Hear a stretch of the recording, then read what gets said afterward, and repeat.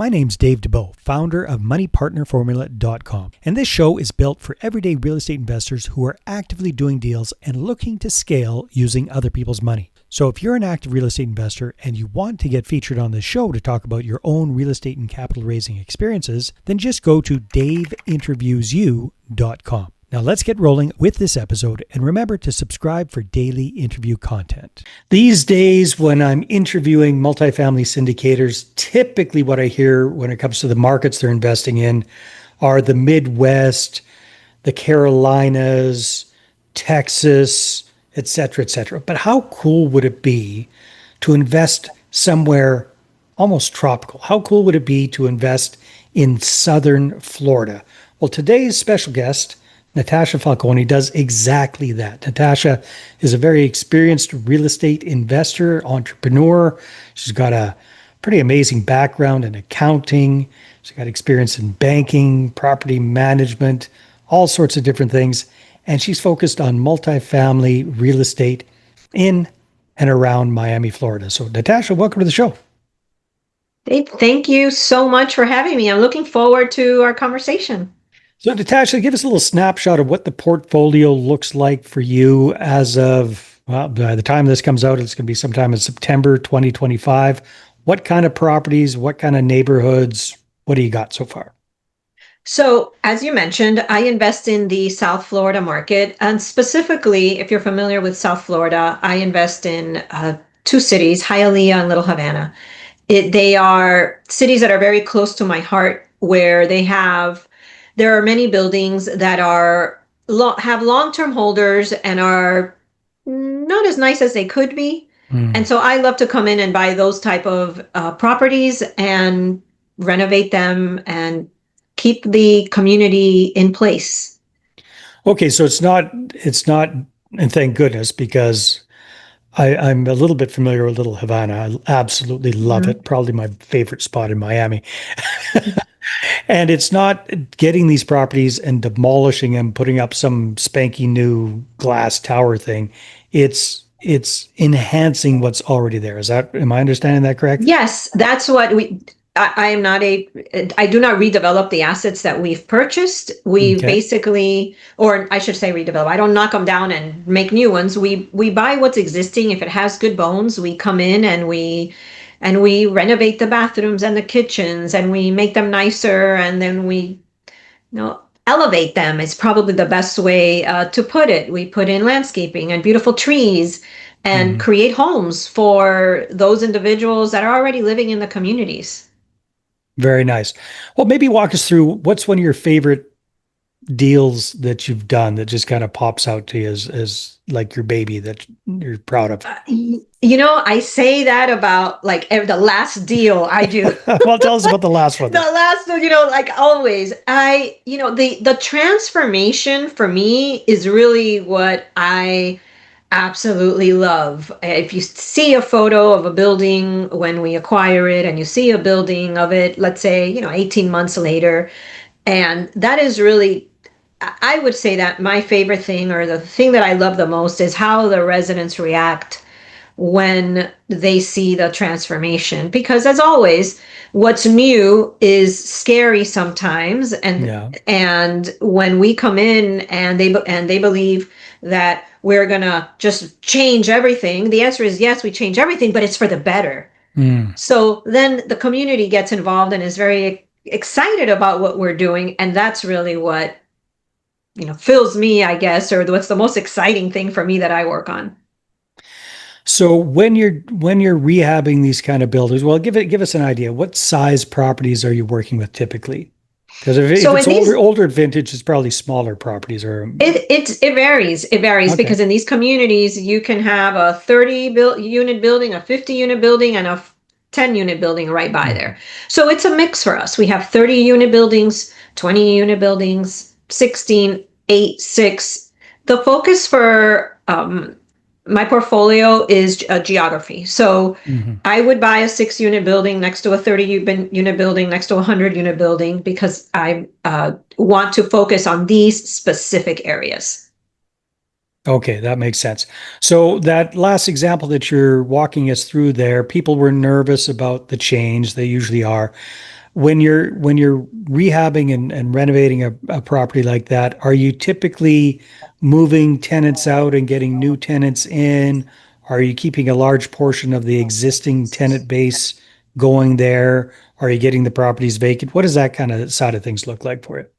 It's a mix. So Mhm. there's one building that we purchased was a 30 unit building, and we had two vacancies when we took it over. So we were able to renovate those vacancies, and the residents want to move into the newer, nicer unit. Ah, so So the if you residents don't mind paying a higher rent for a nicer unit.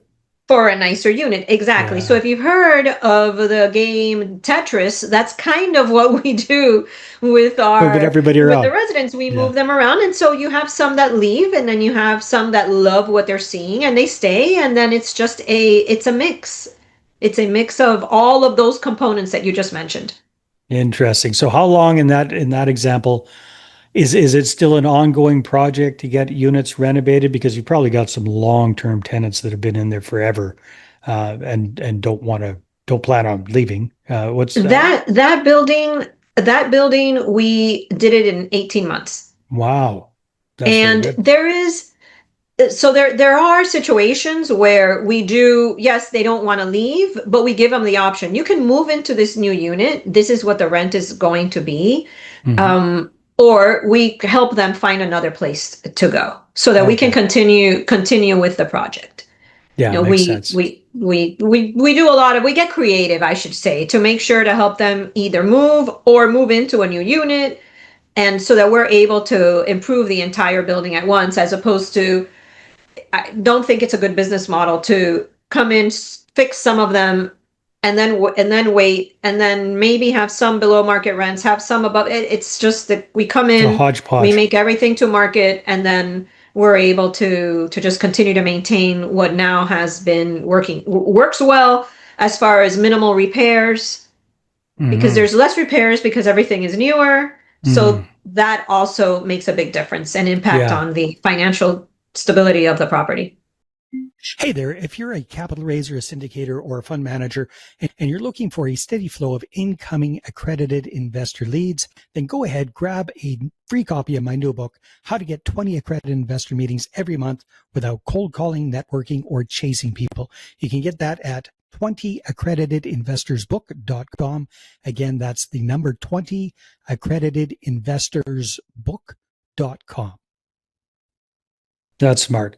So, in addition to bringing properties up to snuff, modernizing them, making them look nicer and be more comfortable for tenants, and then naturally bringing things up to market rent, are you doing anything else to increase the profitability, the net operating income on your properties?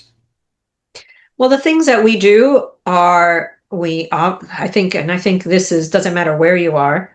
We do our best to watch the water bills and make Mhm. sure that we don't have any plumbing issues, because that's a big expense for many if something goes wrong. Right. One of the first things we do when we come in is impact windows and doors, because of where we are in South Florida. Many of the properties we buy are not maintain, or don't have, are older vintage, so they don't have that. We come in and we do that right away for What does safety. that actually mean for those of us that aren't in Hurricane Alley?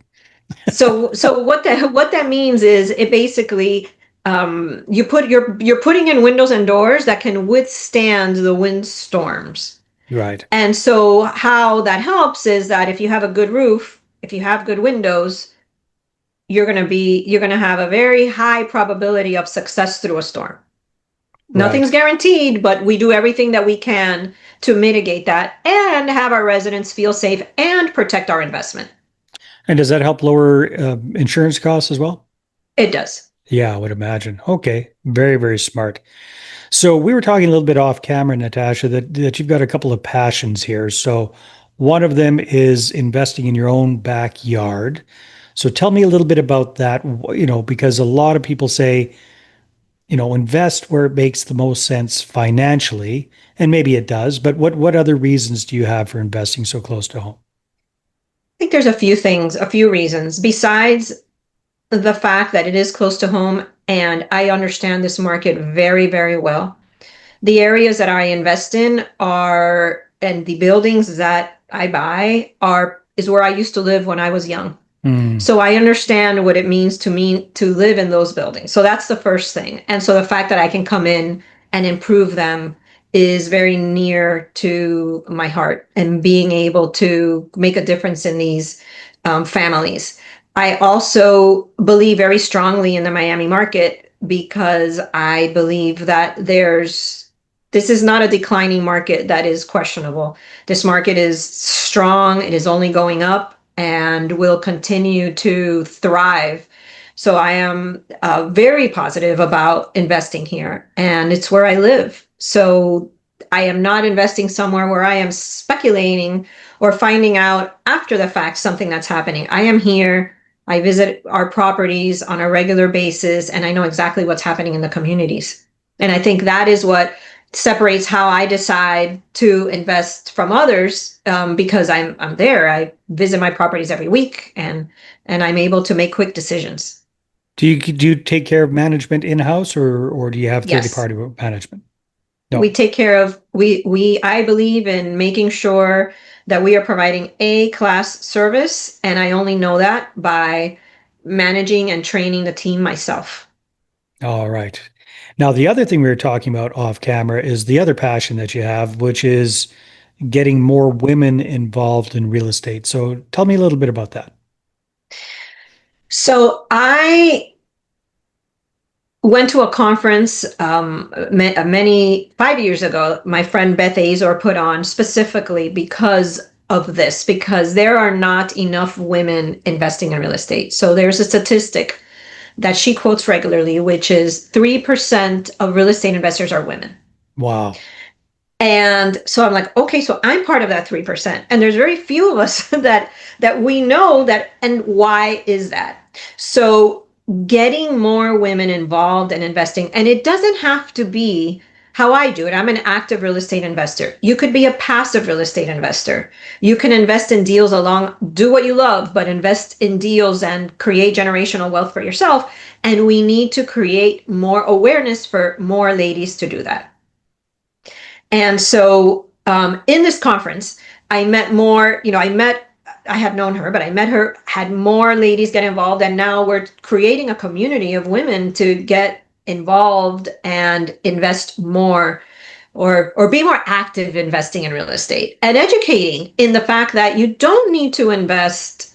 You don't need to go be the one that goes to Home Depot. I guess that's the part that's very That clear. might scare some people off. Yeah. Yeah, exactly. You can invest passively, enjoy the returns, enjoying the increase in equity, and still be a part of that, which in my opinion is what creates generational wealth, real estate investing.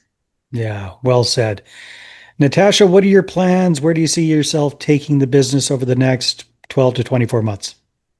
Continuing to grow the portfolio, Yeah. continuing to source assets here in the local market, and continuing to encourage other ladies to invest alongside me, because I do syndicate many of my projects, and creating awareness on the importance of real estate investing.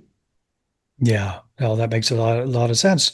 Well, that's wonderful. So, Natasha, if people are listening or watching this and they'd like to connect with you, where should they go? What should they do? I am very active on Instagram. So my handle is Nat Falconi, which, like my name, Nat Falconi. And it would be great if your listeners reach out and send me a DM. I have a 5-step plan where you can kind of evaluate and how to minimize risk, maximize returns, and make your own decisions on investing in real estate. That's great. That's a nice resource to have there. So, again, how do people get that, Natasha? They can reach out to me on Instagram, Nat Falconi, and just Perfect. send me a DM. Awesome. Natasha, thanks very much for being on the show. This has been a lot of fun. Thank you so much for having me. Loved our conversation. All right, everybody, take care, and we'll see you on the next one. Hey there. I really hope you enjoyed that episode. And as always, if you want to listen to more daily interview content, make sure you subscribe. And if you're an active real estate investor and you're doing deals and you'd like to get featured on this show, then just head over to daveinterviewsyou.com.